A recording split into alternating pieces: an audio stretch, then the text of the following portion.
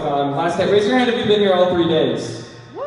Nice, nice. Raise your hand if you're just here today. Cool, and you're spending, awesome. That's great. We have, should we, yeah! You got a question coming in. Should we get started or should we wait another minute? Let's just go for it. Let's just go for it. All right. Hey everyone, how are we doing? Yeah. Thank you for your vocal responses. So this panel, if you didn't read the description, is going to be, the 4 of us are people who started our own theater companies out on Long Island, where we're high schoolers, and we started our own theater companies to raise money for different charities. And so, yeah, we'll get started just by, I guess, going around saying what company we're from and how we started it. So my name is Andrew Feldman. I'm a sophomore in high school. And I run Zneefrock Productions. I'm the founder of Zneefrock Productions. We raise money for Next for Autism, which, if you don't know what that is, if you've seen The Night of Too Many Stars on HBO, that's Next for Autism. That's being fundraised for, and they're great. They do programs for people living with autism and really run the gamut from just to not only improve the quality of their lives, but also improve the potential in their lives. And it runs the gamut from educational programs to vocational programs. They really do it all. And we'll get more to what our company is and does, but I'm going to pass the mic to Steven. I'm Steven Wagner, and I'm on the board of directors at Zneefrock Productions, and I've known Andrew since we were little kids. And he and I have always loved theater, and he'd always had these big crazy ideas, or that seemed crazy at the time. And Andrew's the kind of guy that make those dreams come true a lot of time. And Zneefrock Productions is a perfect example of that, because Andrew and I and Doug and Nicolette, we just love theater, and so now we have a way to just do what we love in a way that also helps other people. So my name is Doug Gallo, and I am the founder and president of the Crosspath Players Incorporated. And we are a group and that focuses on bringing different types of people together. We combine different talent from high schools across Nassau County, and we put them onto one stage, and it creates these beautiful, beautiful productions that Nicolette and I are so proud of. And we love to do it, and here's the lady of the hour. Hi, I'm Nicolette O'Keefe. I'm a college freshman at Hofstra University on Long Island, a drama major. I am co-founder, assistant director, choreographer, sous chef, executive producer extraordinaire of the Crosspath Players. Doug and I, this has been a dream that we've had for a really long time, basically years. And we worked really hard to make this happen and make this company happen. And over the past year and a half, 2 years, however long it's been, we've built something so beautiful, and it's built so quickly, and we have so much support from around each other. And we do it because we love theater, and we do it because we love helping people, and we love the people that we work with every day. So you'll hear more about that. But yeah, that's me. We work in conjunction with the American Foundation for Suicide Prevention. I forgot to mention that. Love them. All right. So just to sort of, before we get started, just so you know, we're not just 4 random kids. We have some clips from last year's shows that we did. So this first clip, Steven, can you talk just very, very briefly about Seussical and just what we did? Of course.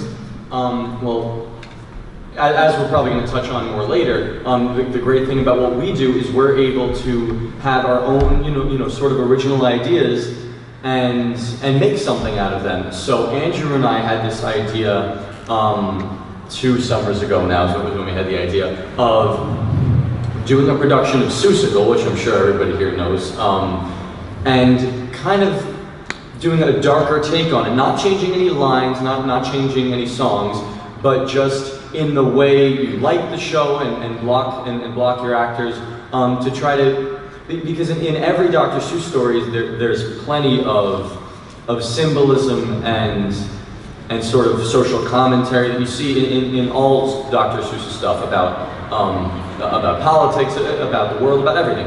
And Seussical, a lot of times the productions are so flashy that it drowns out a lot of those metaphors and a lot of the symbolism. So we wanted to make a production such that it really brings out and milks every one of those metaphors. So this is the trailer that we made for when the video was coming out. Yeah.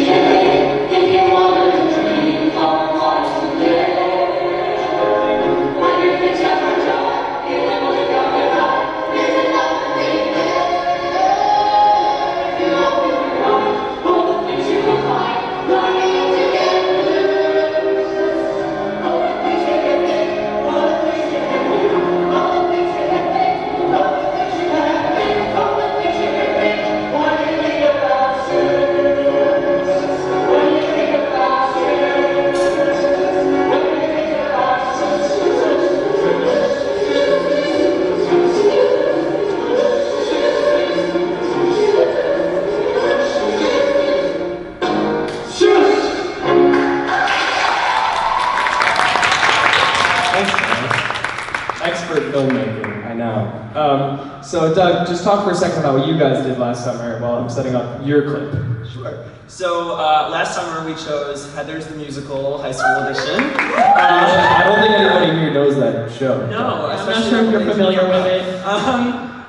We chose it for a lot of reasons. First and foremost, we wanted to push the envelope. Considering we were doing this ourselves, you're not going to see so many high schools really anywhere doing Heather's. And although they made the high school edition, it still deals with those themes of bullying and suicide and violence. And we really wanted to make sure to hone in the fact that Heather's is, while hilarious and almost seems like it's making fun of some of these ideas, it's really meant to just prove that life can be beautiful no matter the circumstance. So we decided to work in conjunction with the American Foundation for Suicide Prevention on the production, and Nicolette and I based a lot of our ideas off of their ideas of, you know, getting help, and there's always a way to survive and find a light at the end of the tunnel.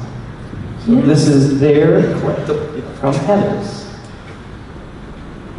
Go for it. I'm gonna do it.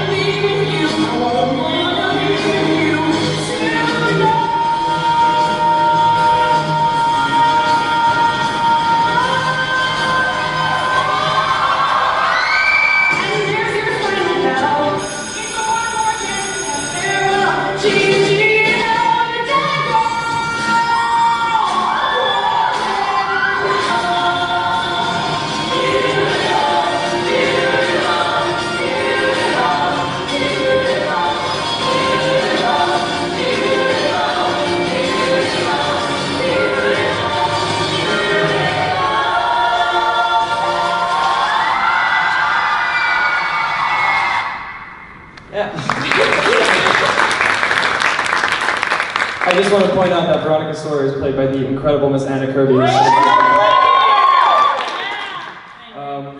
So yeah, so now you know that this is a real thing that we really do. And so we haven't, you know, we're still going, and we've been doing this for a while.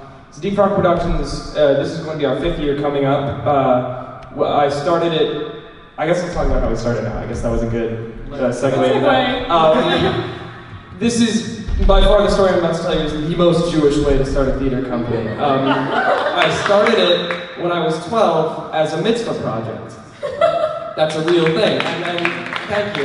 And I didn't, you know, I didn't expect. I thought it was going to be a one-time thing, and then we just did a cabaret for just different theater songs, whatever anybody wanted to sing, and we raised over $1,000. And I said, this was awesome, and I'm not going to stop. So our second year we did a Beatles cabaret, which every year got more and more challenging. Our second year we did a Beatles cabaret, and none of our cast members knew the songs. So I had to, I actually, that was my first time stepping into the musically directing position. And then our third year we did an original Star Wars parody musical, and that was our first musical that we produced. And then last year we did Seussical, and this year we're doing Be More Chill. Which, yeah, tickets are on sale, come on down. A lot of our cast members are here actually. So yeah, that's gonna be awesome. And each year gets bigger and better and crazier and more challenging. And I think one of the really cool things that we've noticed is Next for Autism has been with us every single step of the way. And that's the other really amazing thing of all of this, is that Next for Autism, their whole staff comes to the shows. They think it's a really cool thing to be in conjunction. It's not we're making the money and then just sending it off to them. We're partnered with them, and we have been since we started, and they've been so gracious and amazing, and they send us gifts to give to our cast, and it's a really amazing thing to see to see them be in the room as tangible people really says to us that we are making a difference. And that's the really cool thing about all of this. And you guys talk about how you started. Okay. So me and Doug have known each other for 3 or 4 years, and best friends, attached to him. And anyway, so we met in school, in high school, and we were part of our high school's theater program, which is a very established and big thing. So we'd always been around theater and always been on stage. We were always performers, dancers, actors, singers. That was our whole thing. And we never branched out of that. But we were lucky to go to a high school that allowed the opportunity to do that. But the thing is, so we saw that and we're like, okay, well, we want to do something that's not being on stage. So 2 years ago, so we had this idea. Well, Doug came to me with this idea. We were just like talking about it, and we're like, we want to direct something. We want to put something on, and we want to include our friends and include people that we know. So we put together a musicals and mistletoe cabaret that we did in December. Half songs from musicals and half songs from Christmas carols that everybody knows. And we put that on in December at the local church, and we raised money for a possible summer production. At that time, we weren't sure if a summer production was something that we would be able to do. We didn't know what we were going to do. We didn't have a rehearsal space. We didn't have a venue. We didn't have rights. We didn't even know how to go about getting rights. But the thing is, our cabaret was so successful, so we said we have to do something. And we had all this money that people had generously donated to us. So we said we need to do something. So Doug went to San Francisco, and on his trip, we figured out we're going to do Heathers. We were so obsessed with the idea of doing Heathers that we got Heathers in its early stages before it was even officially released on San French. So we grabbed it, one of the first people to grab it, and we were like, we're doing it. So we announced it, we said we were going to do it in the summer, but then we were stuck with the idea of where are we doing a venue, where are we rehearsing, where are we doing anything? So we built this, so we had to go through all these ideas of how we were going to do this, where we were going to rehearse, what we were doing, how were we getting people to want to do it, because this was something so unheard of for kids our age. I was a senior, Doug was a junior. It was so unheard of at the time to do anything. You're 17 years old, what are you going to do? And it's hard to build that trust in people. So then when we decided on Heathers, we said, well, there's the constant themes of bullying and suicide and all these things. We said, well, let's do this for a reason. Let's make this count. So that's when we reached out to our local chapter, the Long Island chapter of the American Foundation for Suicide Prevention. And we said, we want to do this. Can you be a part of it? Can you help us? And they graciously did. So we put on Heathers. We did it in Doug's backyard. We mapped out the stage with blue painter's tape. We enlisted our friends and we said, listen, this is a weird idea. We don't know if this is happening, but just bear with us and believe in us. And then the Cross Path Players became a real thing. And we put on this show, and as you can see, we did it in a local middle school in our production with the worst sound system, lighting system, everything, but we made it work. And we had over 400 people in attendance. So yeah, so now we're doing next week actually, or 2 weeks, we're doing a Valentine's Day cabaret. Yes, I'm gonna go up. Exclusive, big announcement for our next summer. Okay, well, a big thing that all of us kind of agree with is to push boundaries, push the envelope, and we were going through ideas, we're still kind of going through ideas, but as we do want to still remain that almost edgy type of theater group, that kind of thing. As Rights are kind of in limbo right now, trying to figure everything out, trying to secure things, we're looking, possibly, tentatively, to be doing a production of Cabaret. Wow! Which is obviously so strange for, high school kids to be doing, but the thing that we pride ourselves on is the fact that we are high school students, and we do not want to censor shows, and we want to produce theater that means something and not just, you know, fluff. And fluff's great. We have a lot of fluff at our high schools and it's awesome, but it's time to, you know, like really, with this political scene and everything going on, it's important to produce a show like Cabaret. It's important to produce a show like Be More Chill and like Heathers and this version of Seussical. We pride ourselves on that sort of edginess, and also it really coincides well with our charities to show that like it'll bring more people in, get more attention, not just to us as our companies, but also to the charities themselves. That's really what our basis is. Yeah, something that's really important that you said, and something that Stephen brought up earlier is well, first of all, I just want to say what you should be thinking about during this panel, and what we're trying to convey to you is how you could do this, and why you should do this. And those are very much in the same ballpark, but so a lot of what we're saying is how we started, and what are the advantages of this. And I think one of the advantages that you guys have both been talking about is you can do whatever the hell you want. Like for real. Like a production of Seussical, that's not a thing. We don't have to, you know, you don't. I think everyone who's done theater has had a moment of frustration in a community theater production where it's like, you know, that's just not how this show's supposed to be done, or that's not how this moment is supposed to be done. Take it into your own hands, because you can. There's not a single thing stopping you from doing it. And just to like bounce off of Andrew, the thing is, when we first started, as normal in this business as in theater, no one believed in the project. And not that people didn't think it would happen, but the thing is, this was so like out there. We didn't even believe think in it. it would happen.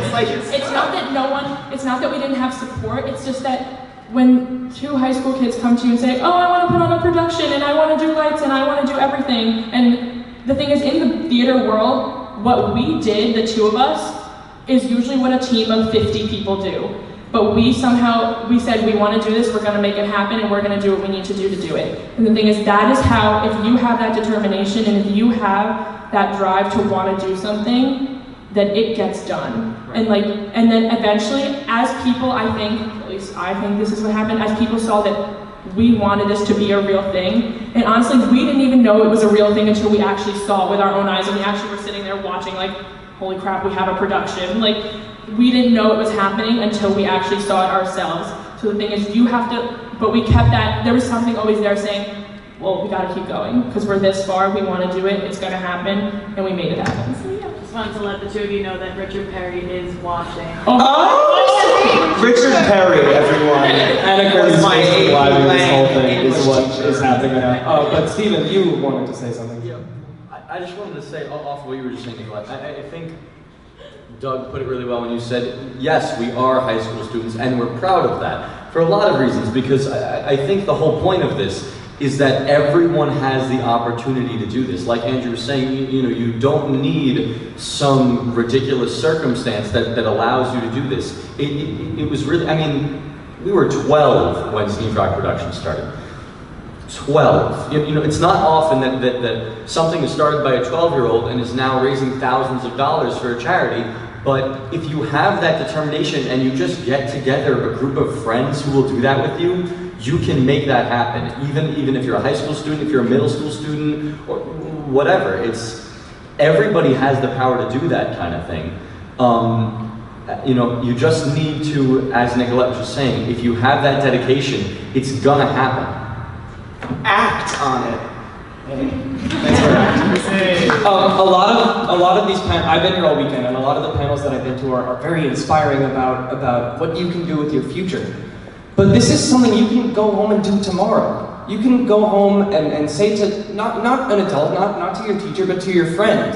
Or even if, it doesn't matter what age you are. You could be 12, you could be 45, it doesn't matter. You can go home tomorrow and say to your friend, I'm gonna do this. And then do it. How many rehearsals of Seussical did we have in our backyard? All of your other rehearsals were in your backyard. we had 24 hours total of rehearsal. Yeah, we like to so do math. Basically, if we had one day, we could have done it, and we did them all in my backyard. So it's like, we had the cost was bug bites. There was no money involved, just a lot of bug bites that I got myself. from rehearsing the show. Lack of food. And actually, that's another thing that I wanted to touch upon is that this totally doesn't like take up all of your time. I was in Doug's show. Doug's playing Michael in Be More Chill this summer. So we totally. You can go do other stuff, like, but this is such a rewarding thing from all standpoints, because you know, Seussical, we raised over $5,000. That is an incredible feeling to be able to go out and say that you did that. That's amazing, and not only that, but to do a project that you believe in. That's the other huge thing. So you get all these kinds of rewards from the theater aspect and also from the charity aspect. And I know that that's something that there's nobody at this convention who doesn't want to have that feeling. So that's why more people should be doing this. More people should be starting their own companies because A, you get to raise a lot of money for a great cause, and B, you get to do whatever you want. Like, that's really such an incredible thing. Be More Chill has been one of my favorite shows for such a long time, and now I'm directing it, I'm in it, I'm you know, Seussical was a project we both really believed in. All this stuff is just stuff that we felt like we should do. Right. And Andrew was talking about that feeling, you know, that feeling, something you want to do, something you believe in. And that's really what it's all about. I mean, for the charity, for us, Andrew and I are both touched personally, right? We each have a cousin with autism. And so Next for Autism was, you know, it's a purpose that we believed in, and it meant something to us. So to have the opportunity to A, do what you love, theater, because we love theater beyond a belief, and B, do it for a cause, that's really what it's all about, when you're able to make it mean something, because when it does mean something, that's when it happens. Because as we all keep saying, and I'll say it till the day I die, if you believe in it, you can make it happen. I mean, seeing Zneefrock Productions grow, it's just absolutely unbelievable to think about the cabaret, the first thing that we did, where it was just so minimal. Everything we had was so minimal, people barely knew their song. We did One Jump Ahead, and we had one kid playing Aladdin, and Steven and I were all the rest of the characters. And we had disposable tutus during that number that we put on for all the female characters and then took them off for all the... I couldn't fit into mine, so I held it in front of myself. I also held it in front of myself for support. Right, so exactly, and to come from that to doing Seussical, which I like to think, I'm proud of Seussical. I think we did a pretty good job considering where we came from. So that growth, I mean, shows you that you really can get somewhere if it's something that you believe in. And as high school students, I mean, you hear all the time, and one college student, and this helped her, I'm sure, you hear all the time, like, let me pack in community service for my resume, let me do this, and that. But the thing is, it's amazing to do something meaningful with a charity, and not just do it to write it down in your resume, to do it because you love it. And we all love what we do, and to connect it to something so beautiful and to reach so many more people than just an audience for one night is just, it's the greatest feeling in the entire world. It's all about that magic that we've all felt, and it's just absolutely wonderful. So yeah. And I have Guy Liner on, if any of you were wondering, from show. Oh yeah, Doug just played Galileo. Doug just played Galileo, and We Will Rock You until last night. Show them the tattoo, that's from Galileo. I just wanted to address it, because it was the elephant in the room. To continue. The guideline elephant in the room. Something that I also want to mention is from the aspect of a performer doing this, and I don't mean from us performing in it, because actually it's very different. Doug and Nicolette, you guys don't perform in the shows, but Steven and I, as you saw in the video, we did perform in our show. And first of all, well, the question from that perspective, actually from us, of bias comes up, and we don't cast our shows, and that's how we deal with that. We have other people come in and either help us for Seussical. We had another party just sort of break it up, and we did help, but for our choreographer, Olivia Rodi was our choreographer right there. She helped also, and she also did amazing. But this year we had two people, Andrew McCluskey, a good friend of mine, and Phil Iconis, who's the brother of Joe Iconis, who's the composer of Be More Chill, came in to cast this show for us, and that's how we made that happen with a complete lack of bias on our end. But also from the performer aspect of doing the show and not running it. I think something really beautiful about that is that it's not cutthroat. It's not like your local community theater where everyone's, you know, on each other's butts to try to play Veronica or play Jeremy in Be More Chill. It's not like that. It's everyone's there to have fun. It's a really fun summer. That's the other thing. It's just a fun summer with your friends. You guys can. I know you guys can touch upon that. So from the perspective of us, so me and Doug are not in our shows that we put on. We're gonna be honest. Like it was hard to watch it and be like, wow, like, we really want to be up there because we're both performers. Like that is what we do. That is what we love. And the thing is, and when we were in the process of picking cabaret, we're sitting there, we're like I want to be Sally, I want to be the MC, but the thing is, for me, and I know for Doug, as we've talked about this, there was no better feeling. I ran the lights for Heather's. I've never touched a lighting board in my life, but somehow it happened. I cried when we were trying to do the lights, I couldn't do it. But sitting there and like doing the lights, and the moment when Veronica comes on, when she's like transformed, I lost it, like bawling my eyes out, because it was just, it's so beautiful to get to watch something that you did, and that you know, I had a part in this, and I created this. And you get that, you guys probably get that same feeling being on stage with them, but getting to finally like be on the other side of the screen, like so to say, and like see it for yourself and just get to watch it. I can tell you there was absolutely no better feeling in the world than like that moment, than getting to see it for myself. So it was a different perspective because we made the choice. We made the choice to not be in our show because we wanted to do something different. We wanted to have another experience, we wanted to have another perspective on theater, on the business, on directing, on choreographing, on everything.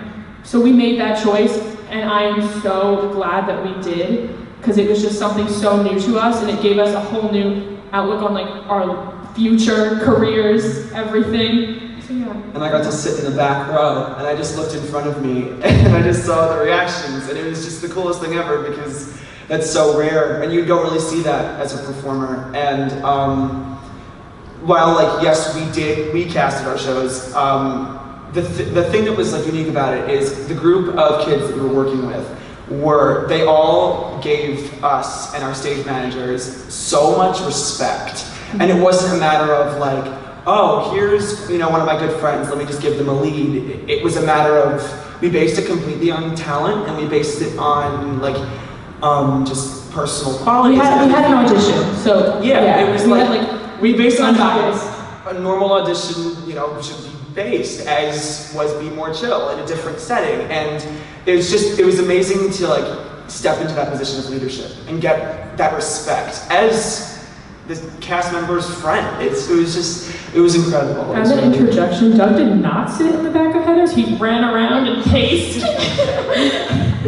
I lost 6 pounds that night.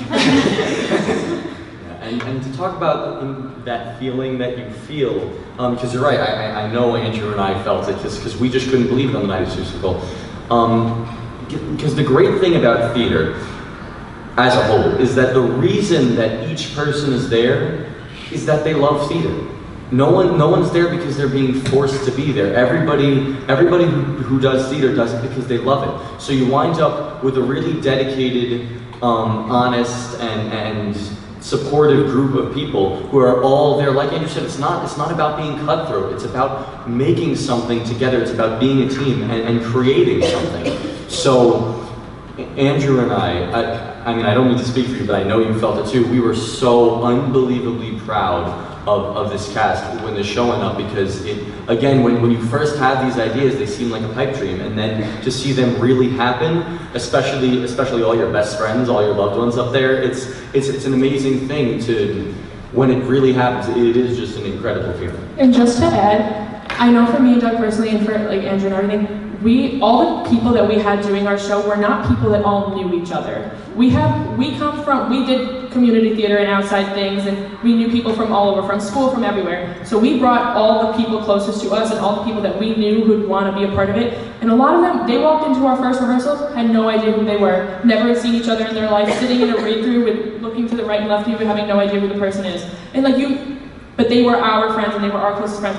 And then at the end of the summer and now how we are today, it was so, like, me and Doug were just talking about this recently, how it was so incredible to see the bonds that have grown from our production, like from doing something that we did, because we sit there and we see people, and to everybody who's here and to all our people, like, we love you because this is something that, it's a labor of love. Theater is a labor of love, and it's known throughout everything, but to see the bonds that have grown and our bonds with other people and the bonds formed within our group and within our company, it was so incredible to watch and to see it grow every single day. Yeah, something that was actually really, really cool about Be More Chill is when we were doing auditions, I said, why not? Because I'm a big fan of Be More Chill, so I put the form to audition in the Be More Chill fan Facebook group.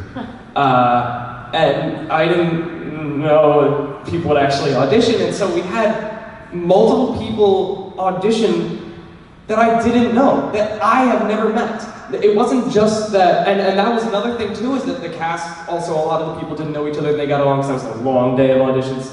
But but also, I was meeting them for the first time. A lot of the people auditioning and who are now in our cast, who I'm getting to know, who are such awesome people and so passionate about this show, I'm getting to know. And that's really amazing. Last year we had a cast in Seussical of about 15 people, and this year I think Be More Chill's in the 30s or 40s, in the high 30s. Is 40s? Thanks, Colin. So yeah, it's in, which by the way, Colin is somebody I've never met before Be More Chill. And he auditioned and he's already been such an amazing team player. So you meet amazing people from this.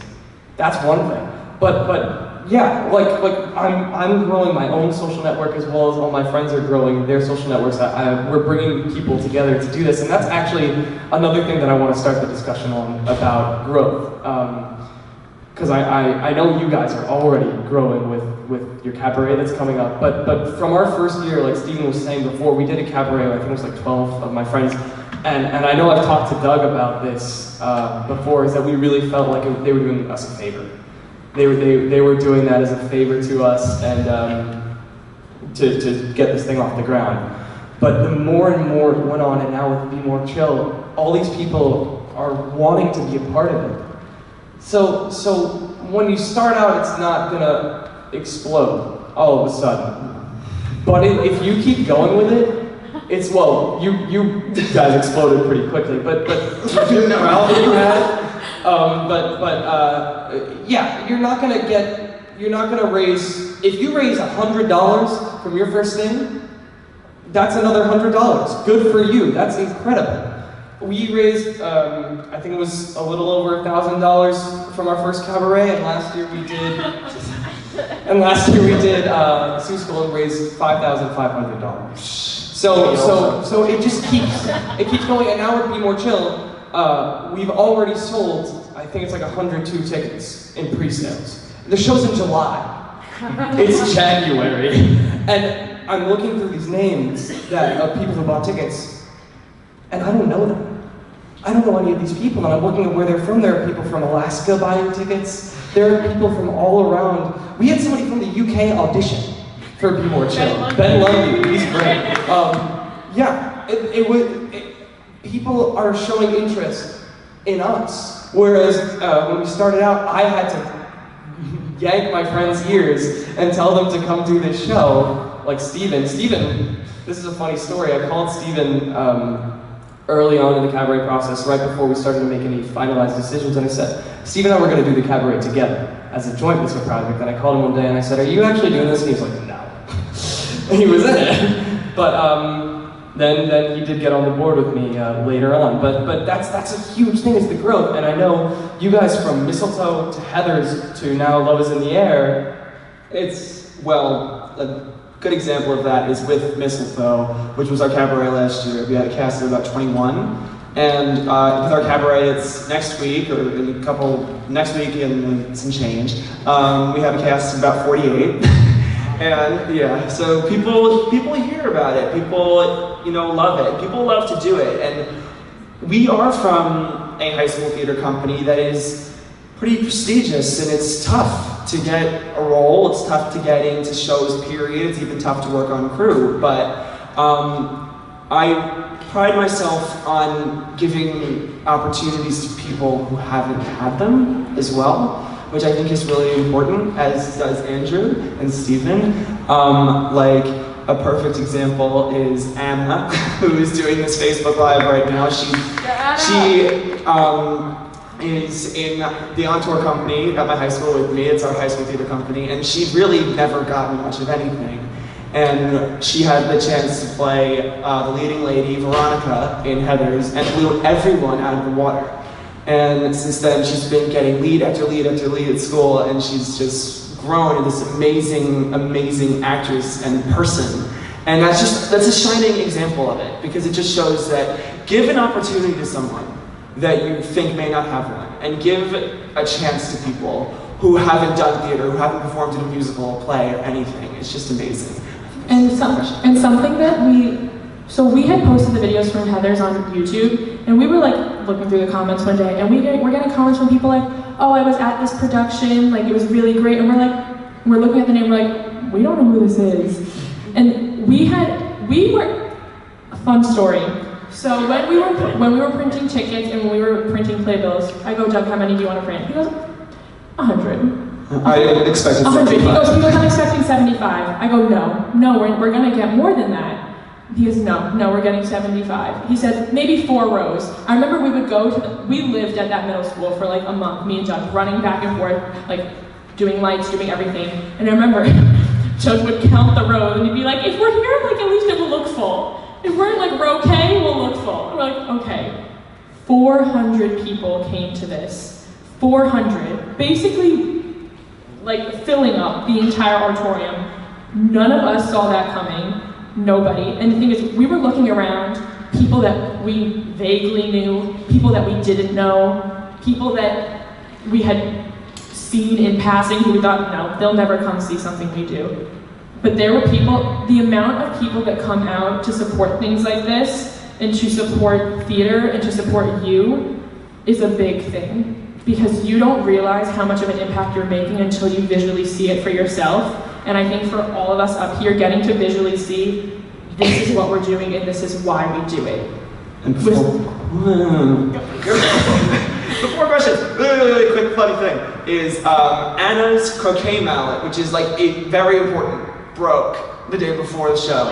And I just completely forgot. And so I run home, like driving like 70 down like a side street, and I'm going home to get this mallet, and I come back, it's like 6:40, we open at 7, and I walk into the auditorium and I almost like crapped myself, because it was filled, and it was just amazing, but that's like we already talked about. So, yeah, really fast, something that a lot of people say, just before, I'm gonna open up for questions if anyone has any, and I'm not lucky talking, but something that a lot of people say is that it takes money to make money. And I think that that's true to an extent. I think that a lot of people, I think that it helps to have money when going into this. Set up some chairs in your backyard, get a couple friends, put it on social media, have a dream, do a couple songs, and people will come. And you can raise money for a charity, or if you want to do something bigger than that, use that, like we did, to raise money for what you want to do over the summer. We did a miscast cabaret to raise a budget for Be More Chillin'. It was the first time we've ever had like a budget to do a show, because rights are not cheap. So just make your own money. Make money to make money. You can make money to make more money. It sounds ridiculous, but it's what all of us did, and it works. Yeah, we had a GoFundMe. I forgot to mention that. We did a GoFundMe after our musical to Mistletoe, and that raised more money than we ever thought was ever happening. So we put that all towards doing the show. So yeah, there's things like, there's Kickstarter, there's GoFundMe, there's so many ways to get money, and you don't have to go and beg and plead, because that's not, I mean, you're in theater. Unless you do. Unless you want to, which you can. But the thing is, there are ways to do it, and you're going to see the support you get, because there are people who want to support you and want to support theater and want to support the charities that you are donating to, if that's the route you plan to take.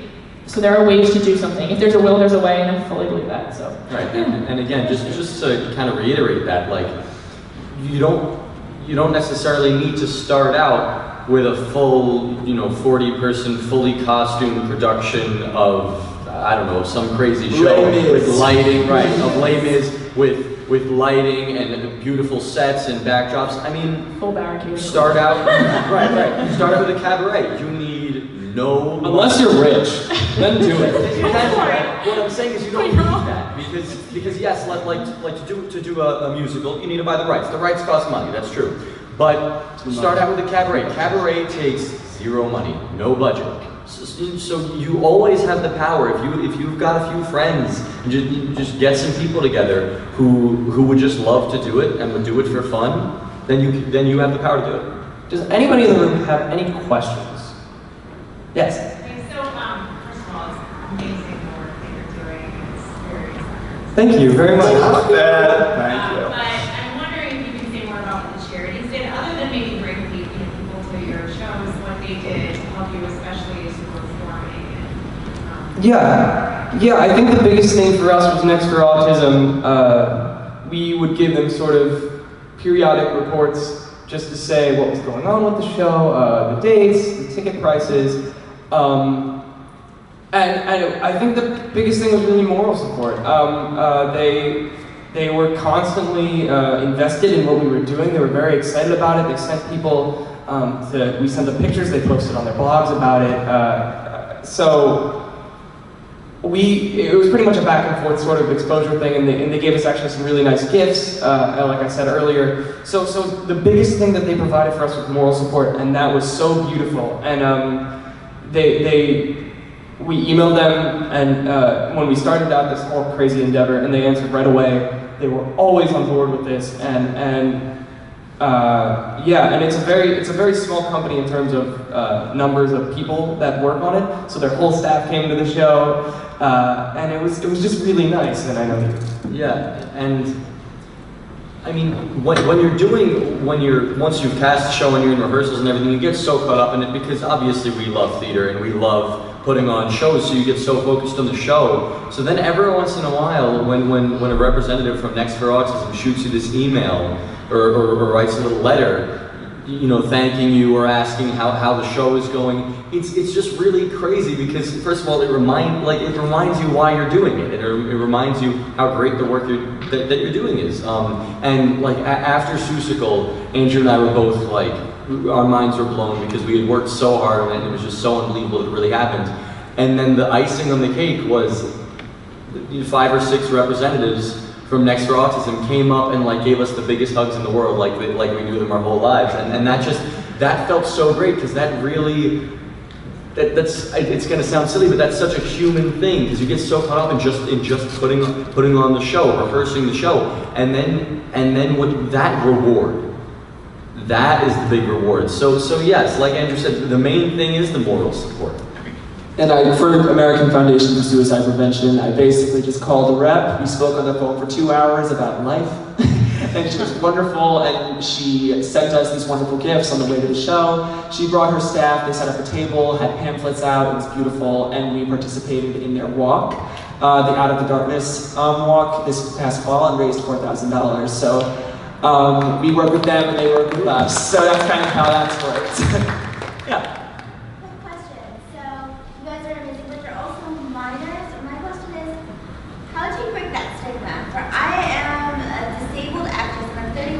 But I still made my off-Broadway debut. I still walk fashion. I still broke that stigma, and I got heard. How did you guys get heard with these great organizations with the fact that you're not 18 yet? First of all, I just want to say that's amazing. I love your microphone. Your costume's awesome. Nicolette, you want to start? Well, I'm 18 now, and I was 18 at the time. But that had literally no effect on anything. Why are you answering? No, I'm just... You're 18! But it had no effect on anything. Being young doesn't, the thing is, if you want your voice to be heard, then it will be heard. No matter who you are, no matter how old you are, no matter anything. If you have a voice, then you can make it heard. And don't underestimate the power of social media, because that helped us so much. We have an Instagram, we have a Snapchat now, a Twitter, a Facebook, everything. Get yourself out there, because if you are out there, your voice will be heard. And people will take you seriously if you want to be taken seriously. And I think the big thing is we broke it because there was no stigma because it was our company.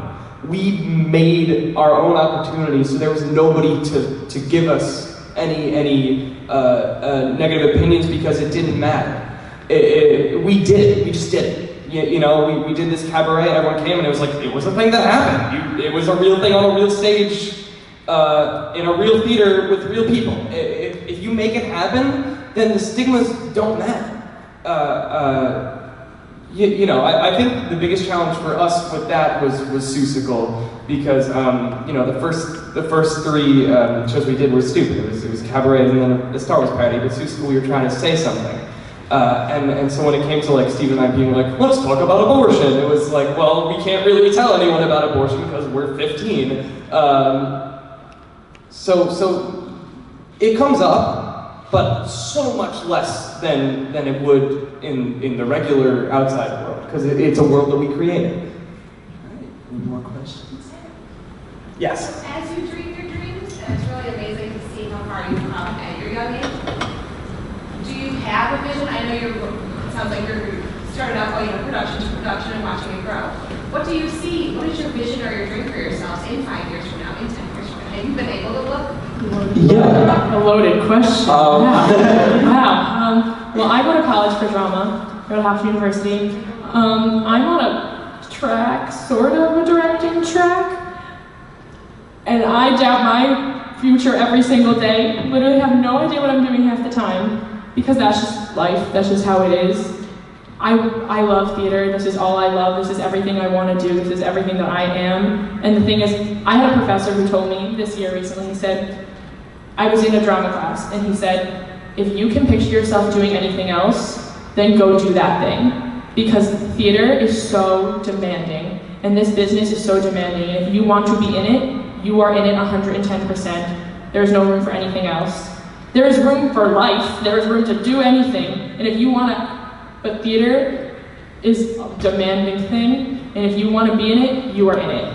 And along with that, it's also like, my parents have always emphasized it's very important to have that backup plan. Yes, 100%. So I'm headed off to college, I've been auditioning for different directing and theater programs, but I want to study English on a pre-education track as well. So the ideal goal is to be that English teacher in the high school who directs the plays. Like, I think that's a great idea because you have that stable career, and maybe even establish the Crosspath Players as like a community organization that has its own building and everything. It's down the line, but That's what I wasn't talking about a backup plan at all. oh no, I understand that, but the goal is to have those different passions come together as one. And I want to get in your heads about your production company. oh yeah. We love this too much to let it die. I We're want not to doing that. too. I want to start clubs and stuff, a little club with it, and do cabarets there and things.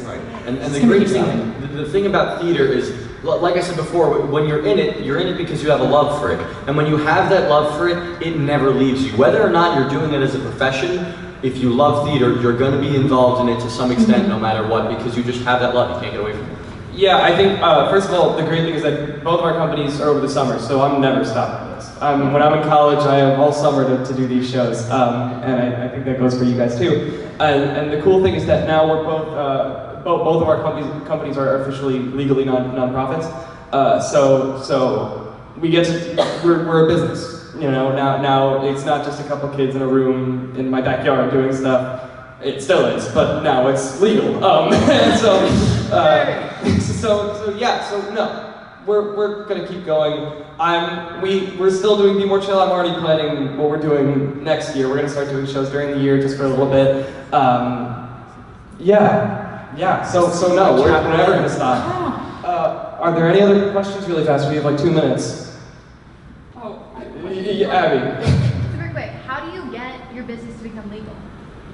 Well, okay, Doug can talk about that because my sister already ran a charity and we just it was passed on to me, but Doug actually had to do that, so my dad's a lawyer, folks. So I've got some help. And I turned 18 on December 17th, and he basically presented me with this big booklet, and it was like, it had my certificate in it that officially made us a corporation. I'm still figuring out how exactly he did it, but hey, we're here, and Bills come in the mail. He helped us out, and I keep getting these pieces of mail. They're like, you have some like taxes to pay, and I'm like, I didn't. But hey, you know what? I'm figuring it out as I go, and I'd like to follow it. And it's just, it also helped me get the rights actually to copyright specifically, because last year I didn't get them. But since I mentioned that we are an official corporation and that I am 18 now, that helped us. So it's really cool. But to try to answer that, if you're looking for ways to get started, reach out. That's always the answer. If you don't know how to do something,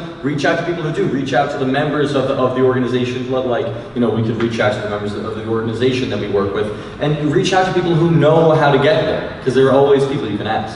Correct. Just to sort of put a button on this, because time is up, I just want to say, go do it. Yeah. Just go home and go do this thing. Figure out a way, get a friend, go home and now go do a show. Thank you guys so much for spending this. Have an awesome rest of your BroadwayCon. Thank you again just for being here. Have a great day, you guys.